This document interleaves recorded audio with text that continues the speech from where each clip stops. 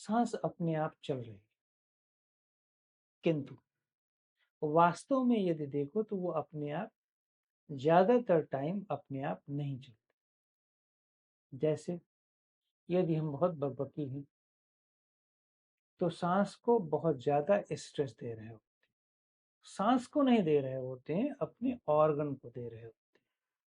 बहुत ज्यादा बकबकी हैं, बहुत ज्यादा बोल रहे हैं, तो हम अपने अपर स्टमक को बहुत स्ट्रेस दे रहे होते हैं, छाती को दे रहे होते हैं, लंग्स को दे रहे होते हैं, उसको स्क्वीज कर रहे होते हैं। मीन्स कि जब हम बहुत ज्यादा एक्सेसिव, चाहे इंद्रियों का उपयोग कर रहे हैं बोलने में या दौड़ने में या भागने में, किसी भी क्रिया में एक्सेसिव मेथड का, टेक्निक का यूज कर रहे हैं, तो इवन की प्राणायाम में, तो इसका मतलब है खास करके एक्सलेशन कर रहे हैं, फोर्स लग रहा है, बोलने में एक्सलेशन में फोर्स है, भागने में एक्सलेशन में फोर्स है।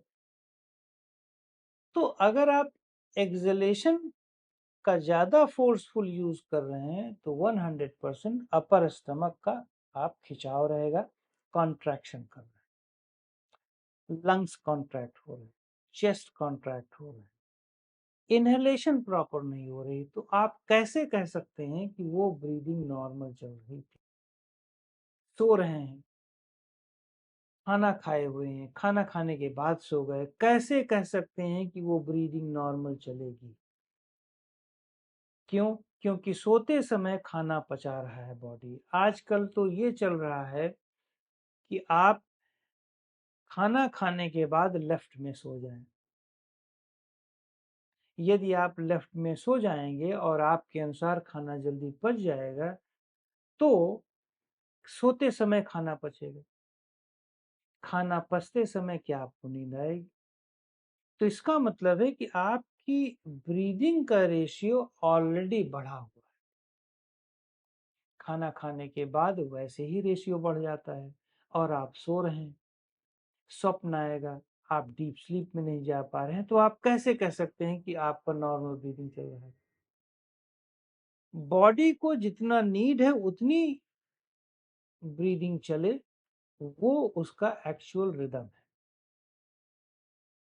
करेक्ट? जितनी नीड है उतनी चले। नॉर्मल ब्रीदिंग का मतलब ये नहीं कि 1 मिनट में 10 टाइम्स ब्रीदिंग चल रही है तो वो चलते समय भी 10 टाइम्स चले, सोते समय भी चले, मैं बात कर रहा हूं तो बात करते समय भी 10 चले, या मैं भाग रहा हूं तो 10 चले। नहीं, उसकी इलास्टिसिटी, उसकी फ्लेक्सिबिलिटी ये बताती है कि ये फ्लेक्सिबल नेचर का है, जिस समय जो जरूरत पड़ेगी वो उस समय उतने रेशियो पर काम करेगा। ठीक। पर नॉर्मल ब्रीदिंग का मतलब है कि आप जब अपने ब्रीदिंग के पैटर्न को थोड़ी देर के लिए देख रहे होते हैं, ऑब्जर्व कर रहे होते हैं, तो आपके ऑर्गन पूरी तरह से रिलैक्सिंग कंडीशन में आ जाते। दौड़ रहे थे, 140 हार्ट बीट चल रही थी, ब्रीदिंग फास्ट हो गई थी, उस समय रिलैक्स नहीं होगा, उस समय उसकी नॉर्मल ब्रीदिंग की कंडीशन थी।